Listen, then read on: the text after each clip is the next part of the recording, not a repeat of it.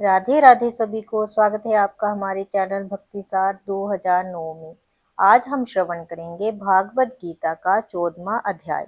श्री भगवान ने कहा, फिर भी ज्ञानों में श्रेष्ठ ज्ञान मैं तुमको कहता हूँ, जिसको जानने से सारे मुनिजन मोक्ष रूप परम सिद्ध को प्राप्त हुए हैं। इस ज्ञान की सहायता से मेरे स्वरूप को प्राप्त हुए लोग सृष्टि के समय जन्मते नहीं और प्रलय काल में कष्ट नहीं पाते। हे अर्जुन, पर ब्रह्म मेरी योनि है, मैं उसमें गर्भ को रखता हूँ और उसमें भूतों की उत्पत्ति होती है।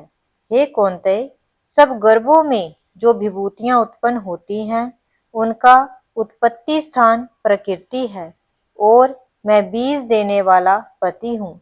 हे महाबाहो, प्रकृति से उत्पन्न सत्व, रज और तम तीनों गुण देह में रहने वाले निर्विकार आत्मा को बांध लेते हैं। हे अनग, इनमें तत्व निर्मल होने के कारण प्रकाश और निरुपद्रव है, जो प्राणी को सुख और ज्ञान के साथ बांधती है।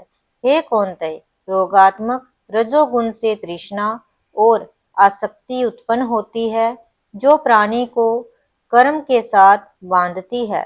तमोगुण की उत्पत्ति अज्ञान से है, जे नम्र आलस्य निद्रा से प्राणी को बांधता है। हे अर्जुन, सत्व सुख उत्पन्न करता है, रज कर्म पैदा करता है, तम सब ज्ञानों को ढककर प्रमाद पैदा करता है। हे अर्जुन, सत्व गुण रज और तम को दबाकर बढ़ता है। इसी प्रकार रज सत्व और तम को और तम सत्व तथा रजा को दबाकर बढ़ाना चाहता है। इस देह में इंद्रियों द्वारा जब ज्ञान का प्रकाश उत्पन्न हो, तब समझिए सत्व गुण की विशेष वृद्धि हुई है। हे कौन्तेय, रजोगुण की वृद्धि में लोभ, कर्मों में प्रवृत्ति, कर्मों का आरंभ, अशांति और इच्छा उत्पन्न होती है। हे कुंती नंदन, तमोगुण की प्रबलता में अविवेक, अनुधम, प्रमाद और मोह ये सब होते हैं।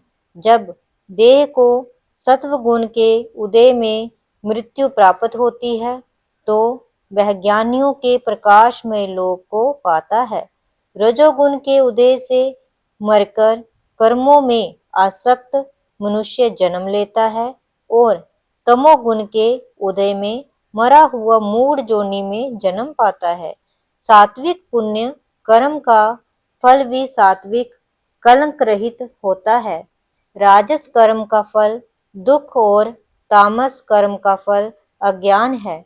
सत्व से ज्ञान उत्पन्न होता है, रज से लोभ तथा तम से प्रमाद, मोह और अज्ञान की उत्पत्ति होती है। सात्विक पुरुष को उत्तम, राजस को मध्यम और अधम तामसी लोगों को नीच गति प्राप्त होती है। जो दृष्टि गुणों से अलग अर्थात निर्गुण साक्षी मात्र आत्मा को जान लेता है, वह मेरे रूप को प्राप्त होता है। जो देह शरीर में उत्पन्न होने वाले सत्व, रज, तम इन तीन गुणों को जीत लेता है, वह जन्म, मृत्यु, बुढ़ापा और रोग से छूटकर मुक्ति पाता है। अर्जुन ने पूछा, हे प्रज्ञ, कैसे मालूम हो कि अमुक मनुष्य ने तीनों गुणों को पार किया है? उसका क्या बर्ताव है? किन उपायों से वह तीनों गुणों को त्यागता है? हे पांडव, प्रकाश, प्रवृत्ति और मोह होने से जो दुखी ना हो और निवृत्ति होने से उनकी इच्छा ना करे, उदासीन मनुष्य के समान, जिसको सब दुख समान है और गुणों के कर्म होते ही रहते हैं, ये जानकर जो निश्चित रहता है और कभी विचलित नहीं होता, जिसको सुख और दुख, मिट्टी, पत्थर और स्वर्ण, प्रिय और अप्रिय, निंदा और स्तुति समान है, जो धीर है, जिसने सभी बखेड़े छोड़ दिए हैं, उसे गुणातीत कहते हैं। जो अनन्य भक्ति से मुझे पूजता है, वह तीनों गुणों को जीतकर ब्रह्म भाव को पाता है, क्योंकि ब्रह्म का और विकार रहित मोक्ष का और सनातन धर्म का तथा अखंड सुख का भंडार मैं ही हूँ। 14वें अध्याय का महात्म्य। श्री नारायण जी बोले, हे लक्ष्मी, संकलद्वीप का राजा एक दिन शिकार खेलने को चला और भी राजा शिकार खेलने साथ चले।